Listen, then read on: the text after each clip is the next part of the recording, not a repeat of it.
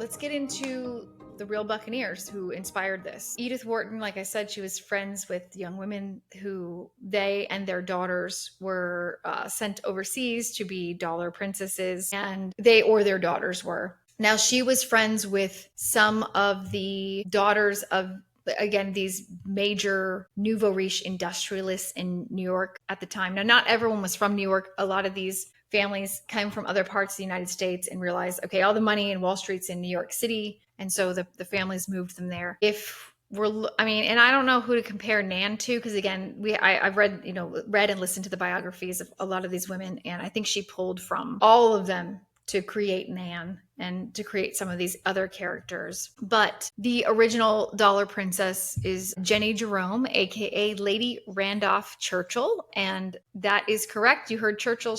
She was the mother of Winston Churchill, who played a big role in World War II. And he was what was it called? What do they call again?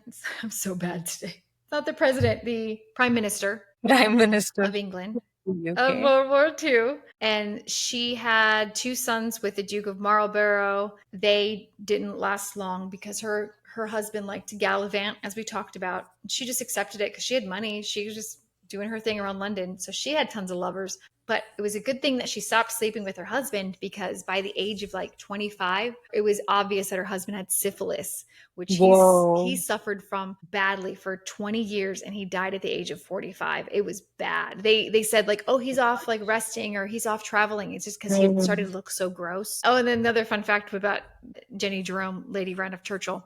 Her first son, Winston Churchill, was born 7 months after her wedding to her husband. And they used oh, he was just born a couple months early. He was just very large for only gestating for 7 months. So that everyone joked about that.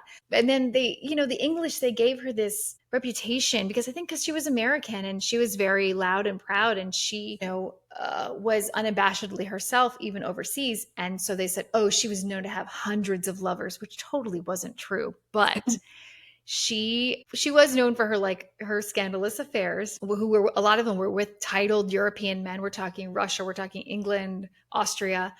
But she had a long-lasting situationship with Prince Edward, the Prince of Wales at the time, who was the future King Edward of England. And they had a situationship and decided, and she met him before she met her husband. That's who she first hit it off with when her parents took her over there in the 1870s. And then they decided we're better off as friends, but she remained one of his 3 on and off mistresses that he had. And she was best friends with his wife, like later on when he got married. So anyway, so she was like the OG dollar princess. Now, the most famous dollar princess is forgive me because I don't watch the show The Gilded Age, the last season. The daughter, I don't know what they named her in that, but she's the daughter who was married off against her will. She is based on Consuelo Vanderbilt, so of the Vanderbilts. And she became Consuelo Spencer Churchill, Duchess of Marlborough. So she was, in some family tree way, related by marriage to Jenny Jerome, who was her mother's age. Jenny Jerome was Consuelo Vanderbilt's mother's, Alva Vanderbilt's age. Anyway, but Consuelo is the most famous dollar princess. She was named after her mother's best friend, Consuelo Gonzaga Montague, who became the Duchess of Manchester. Now, Consuelo Vanderbilt was forced into marriage with the Duke of Marlborough at 1895 at the age of 18. Her mother, plotline in the TV.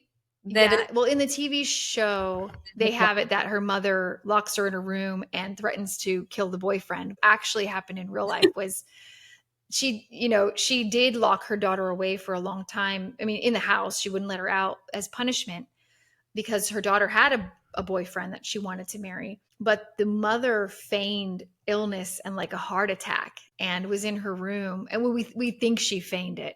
And finally they said, oh, your mother's at her deathbed.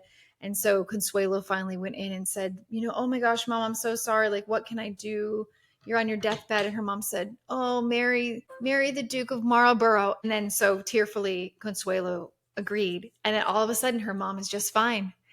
Consuelo was a little late for her wedding because she was upstairs crying her eyes out. So everyone was looking at her when she was coming down the aisle after they lifted the veil because her eyes were swollen and red. Oh my God, the And entire show is based on the same plot line yeah, where the Russell's daughter, she is just crying and crying and crying. the Russells, And yes. Hmm. and she's like around 10 minutes late because she's just crying in her room, and then she gets out and she's crying, and she reaches the top of the aisle and she's still crying. That's like a really horrible situation. Yes, and you know what's also interesting is I think, well, the casting for this, if you see the actress that plays the Russell daughter, she looks so much like Consuelo Vanderbilt. I think that's also why she was cast. So Consuelo Vanderbilt later divorced her husband. Actually, her husband divorced her because of a long time affair he was having with another woman. The other woman had like her dad had some kind of a title, not so high, but finally in early 1920s, her husband's mistress said, "Look, I don't want to be a mistress anymore. I want to be the wife. I want to be, the Duchess of Marlborough." The husband wrote her a letter and left it on Consuelo's writing desk and said, "Look, it's over. Let's just get a divorce." And the way they were able to do it back then, at least at the time into the 1900s, was, I think it was also, he didn't want to admit that he was an adulterer, Mm. but they could get divorced in England on the grounds of coercion. And Okay. so the many years later on, which actually she wasn't that old. I mean, she was probably in her late 20s, early 30s or so by the time this happened. Yeah, because they married in 1895. They were married probably a little over 10 years. So she was maybe early 30s. Mm. She had reconciled with her mother. Her mother came over in the court and said, "Yes, I forced my daughter to marry this man." And she knew that by doing this, it would help her daughter escape from this guy. Of course, she still had money from her family. But then what Consuelo did was she stayed in London, and during World War One, and I think part of World War II, she became known for her philanthropic work and social reform work in London. She created homes for the single women with children and these orphan children that would have nowhere to live, that were working in these awful factories. She did so much for these people, the poor in London, up until almost the end of her life. She did end up finding love, this other guy, some pilot, but she could finally live life on her own terms after her early 30s, which was nice. Oh, also, I wanted to say, I think they got Conchita's character from Alva Vanderbilt, which she married into the Vanderbilt family. She was the strong-handed mother of Consuelo Vanderbilt. Alva's best friend was Consuelo Isnaga Montague, who later became the Duchess of Manchester. Consuelo and her sisters were daughters of a Cuban noble family and sugar Gilded. plantation owners. And their mother was the daughter of a New York plantation owner. And they grew up in Louisiana and then Europe and then came to the States. And also, Consuelo was, I want to say, a friend of Edith's as well, or, a peer of hers. Yeah, very interesting. Say someone was born in 1890. Say someone was born in 1892. If you really think about it, the older they grew, they had like a really tough time. They really went through it. Because say you're born in 1890, by 1911, which is by like your teenage years, no, by your 20s, you are seeing World War One. Then a couple of Mhm. years later, you're seeing World War Two. In the middle of that, you're seeing the Great Depression, if you're in the US. If you're not in the US, you are in a colonized nation, mostly, unless you're white. It was like a really bad time to live in. I think it's similar to what we are experiencing as millennials. The constant Yes. like ups and downs of like social and political and economic lives. It's yeah. I think we are having it as bad as like they had it.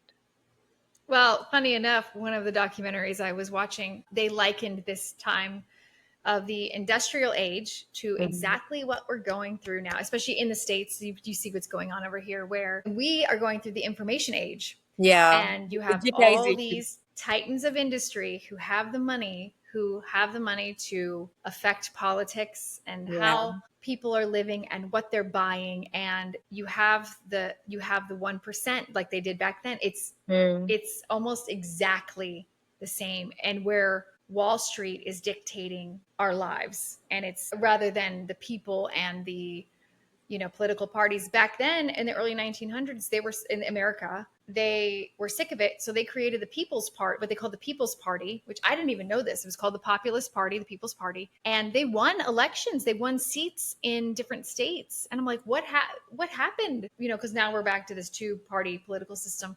But yes, there are so many parallels to then and now. It's really interesting. When I do the episode, I'm going to put a ton of links, especially for YouTube, these great documentaries and pieces that some channels have put together. I learned so much. If you're interested in learning about all of this, highly recommend.